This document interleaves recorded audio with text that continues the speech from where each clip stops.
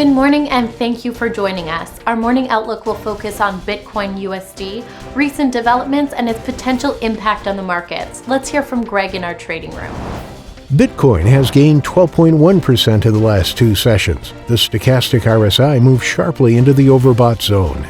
The euro-dollar pair has fallen 0.3% in the last session. The Williams indicator transitioned sharply into the negative zone. The sterling-dollar pair has lost 0.1% in the last session. The RSI has slightly diminished into the neutral area. The Aussie dollar pair has lost 0.2% in the last session. The Williams indicator transitioned sharply into the negative area. Thank you for sharing with us. Now let's hear from our news department. India's Infosys Limited raised its annual revenue growth forecast, betting on a surge in client demand for digital services such as cloud computing and buoyed by large deal wins. London-listed shares fell as rising coronavirus cases and fresh lockdowns imposed across Europe raised caution about the near-term effects on the economy.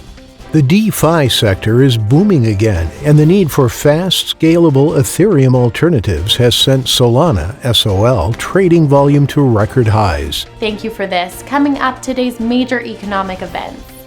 The U.S. continuing jobless claims will be released at 13:30 GMT. The U.S. initial jobless claims at 13:30 GMT. UK's RICS housing price balance at 0:01 GMT. Japan's foreign bond investment will be released at 23:50 GMT. China's exports at 200 GMT. China's imports at 200 GMT. We hope that you've enjoyed today's market outlook. On behalf of all of us here, we wish you a productive trading day. Be sure to join our next review for the latest news and events from the financial markets.